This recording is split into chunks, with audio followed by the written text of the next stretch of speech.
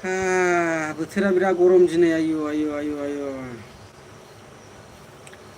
हाजिरा मावना फैनानै न'आव दुगैखांनानै नै दा लाइट होलायबाय ओंखाम जानायनि सिगां सिगां लाइफआव फैबाय दिनै दा दसे लाइभ होखांनानै आराम ओंखाम जानोसै दसे रेस्ट लानोसै उन्दुनोसै लोगोफोर बोथोरा दिनै अयथासार गरम बा थानो हायि बादि जादों गरमा दिनै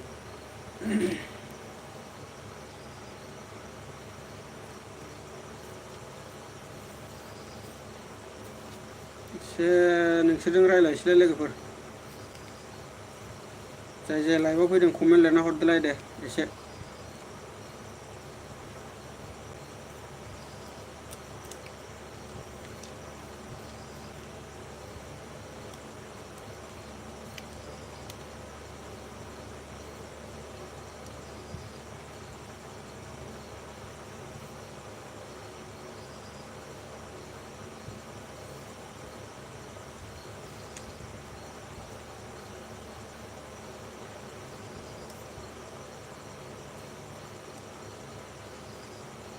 कारेन्टआथ' खुनु थि गैखाया जोंथिंजाय थांलाय फैलाय जाबाय थाखायो ओंखायनो टर्स लाखालायबाय आं नै टर्स मोनसे फिसा लाखालायबाय आरोना कारेन्ट थांबाथाय बेजोंनो लाइभ होनोसैलाय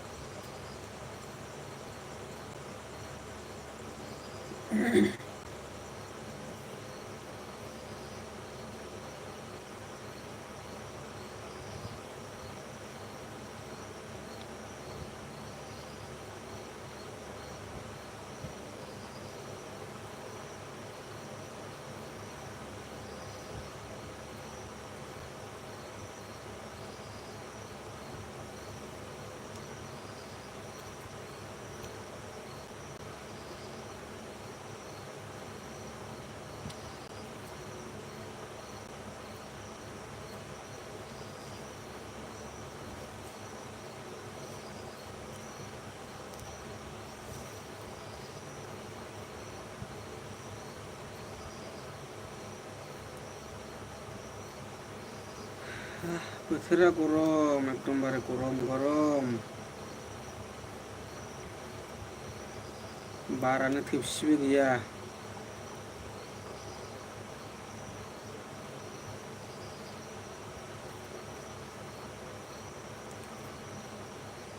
बेबायदि गरमाव बाहेरायाव सान्दुं गोसायाव मारै हाजिरा लेबार मावना जानांगौलै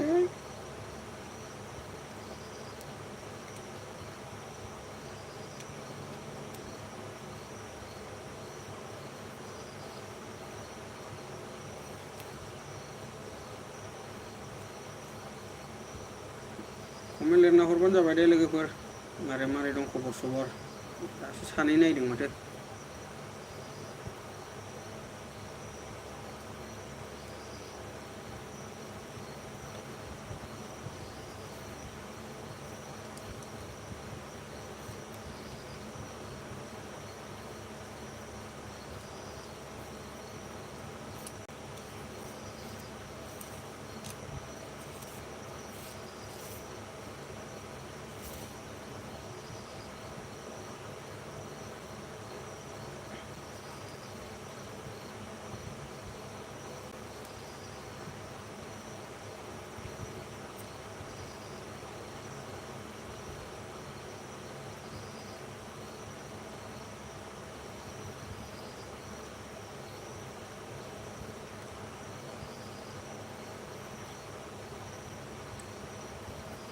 कमेन्टआनो फैयालै माथो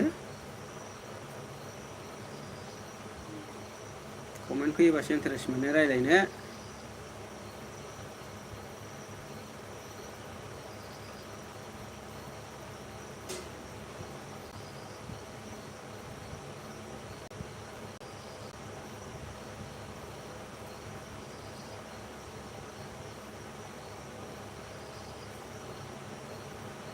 ओंख्रि ओंखाम मोनथ'वाखै दाबो ओंखायनो लाइभआव फैग्रोबाय आं दिनै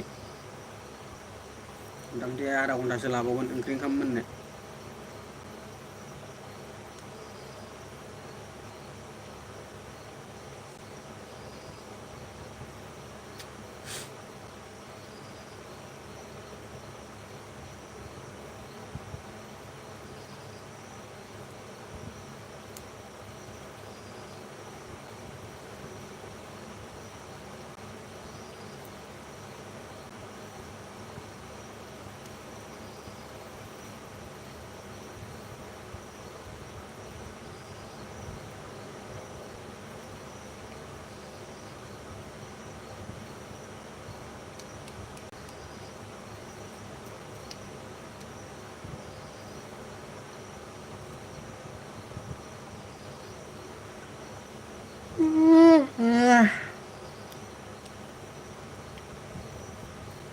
सान्दुंआव खामानि मावबाथाय लयद्लाखायो आरोना एकदमबारे सोल्लाब सिथाब मोनखायो देहाफोरखौ।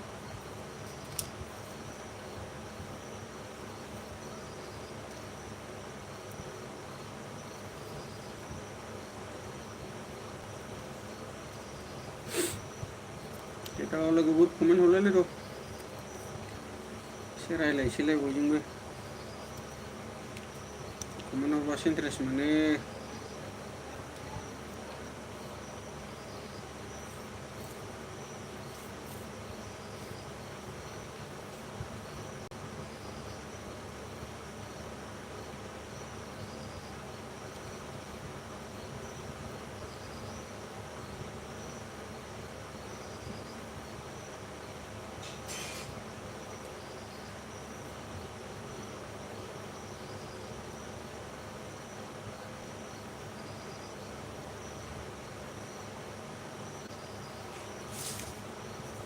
मोनबाय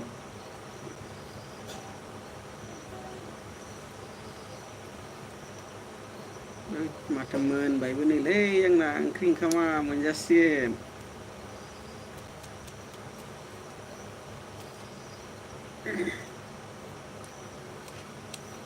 मा ओंख्रि संखोथाय मा जानो आंनिबाथ' बे आलुआनो जाखागोन।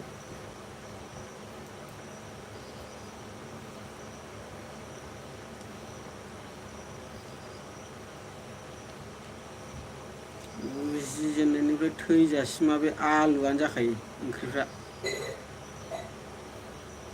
आलुनि अनगाथ' जेबो ओंख्रि मिलायग्रा गैखाया। आलुआनोखा आलु।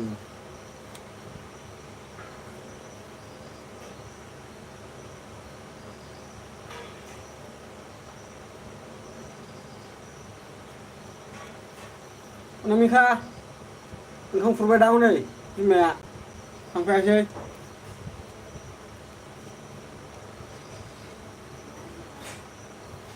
बिमाया ओंखाम खुरबायदां खावनोफोर' मोनजासिगोन लोगोफोरा ओंखामखौ माथो आं आधा घन्टासो नांबावगोनदां होननाया माथो मोनग्रोबायसो मालाबानो।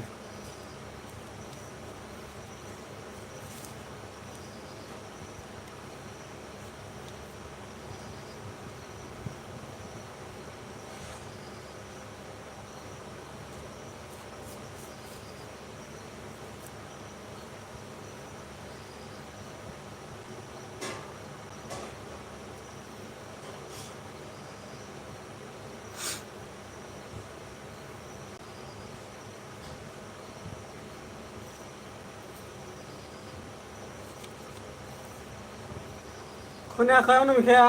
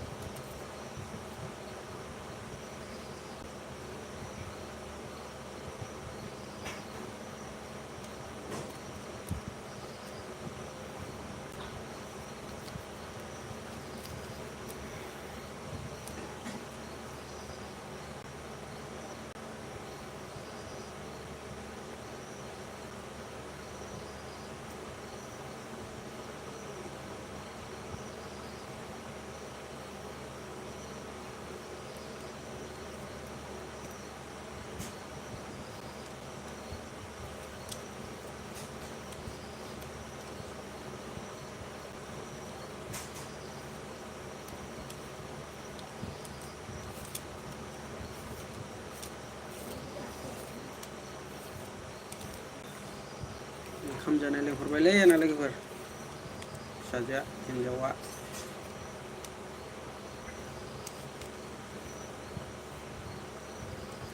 आहा जाग्रोना लानोसैलै लोगोफोर आंलाय आधा घन्टासो नांबावगोनदां सानदोंमोन आं ओंखायनो लाइभआव फैबायमोन आं जाना लाहैग्रोसै लोगोफोर दे दोनथ'नोसै लोगोफोर बाय